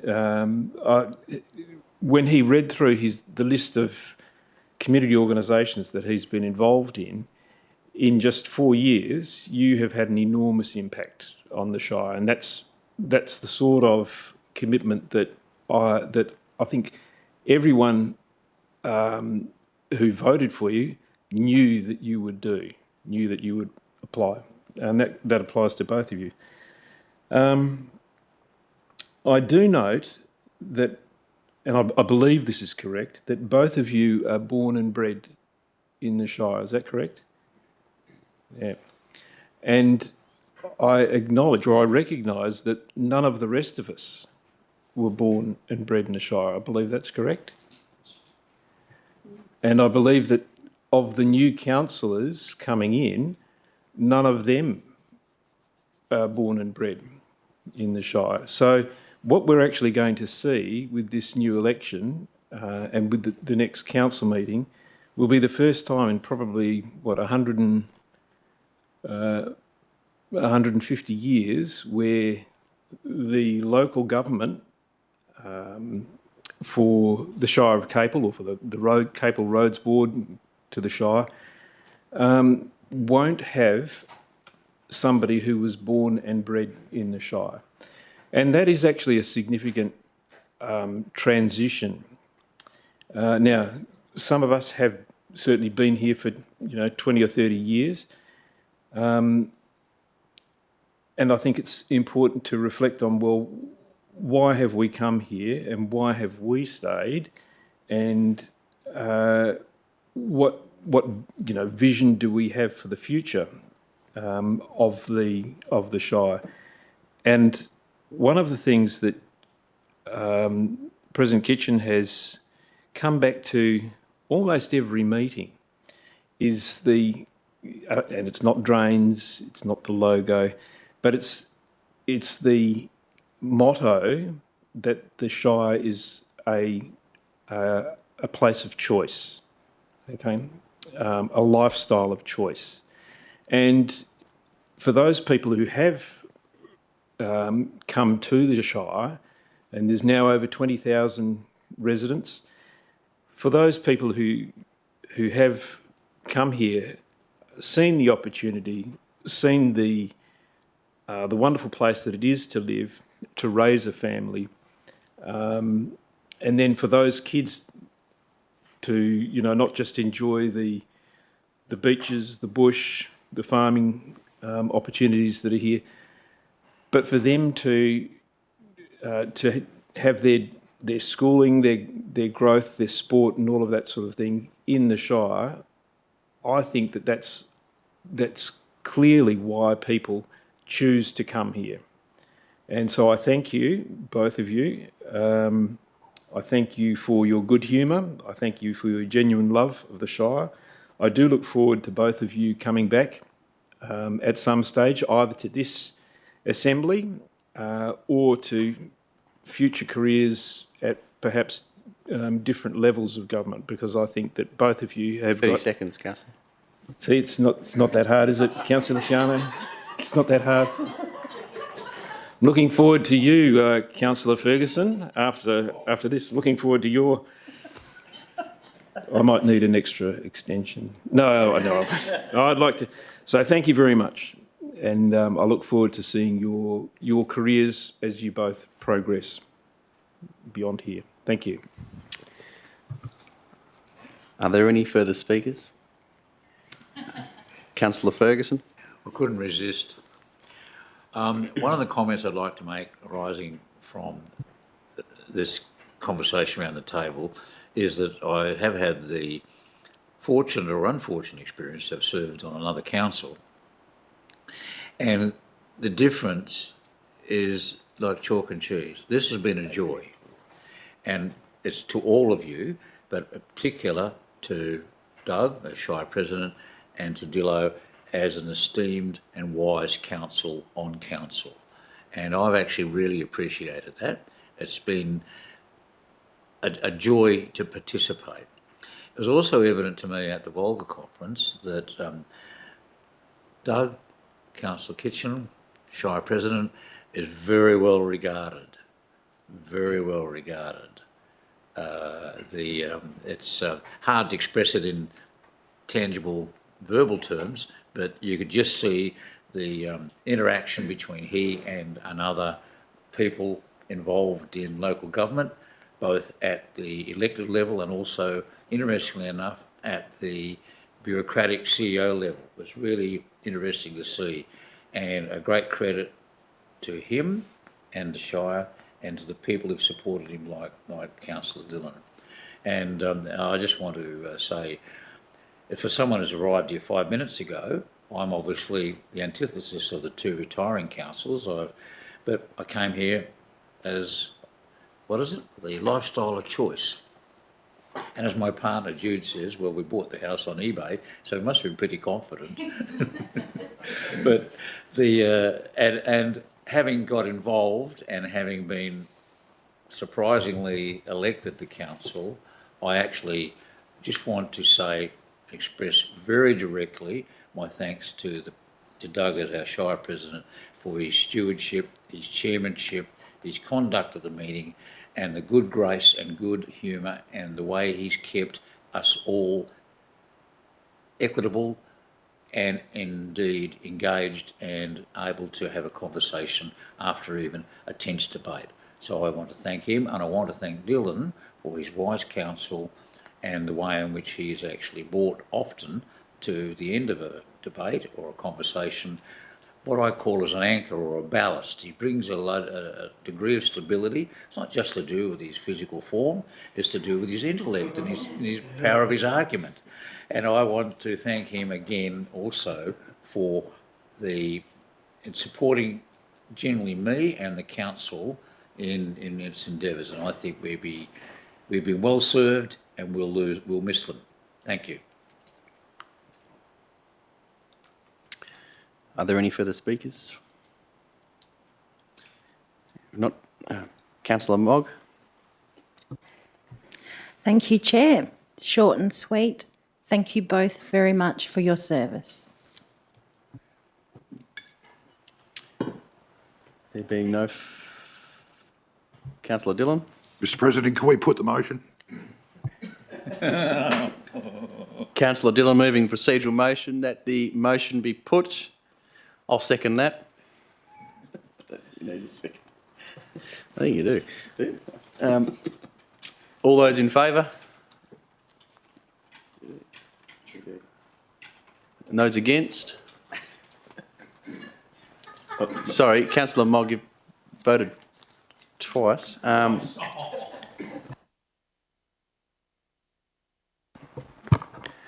was going to blemish my record. All those in favour? And those against? And the casting vote is in the affirmative. The casting vote is in the affirmative. The motion is carried. The motion is to be put. No. All those in favour of the motion? And those against?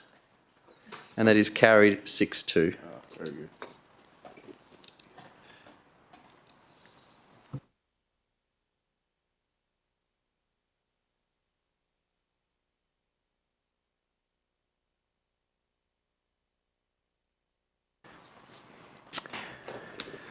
All right, are there any notices of motion for consideration at the next ordinary meeting of the council? No. And there are no items for consideration behind closed doors. There being no further business on the agenda this evening, I'll declare the meeting closed at 8:04 p.m. And to make you happy, I will use the gavel for the last.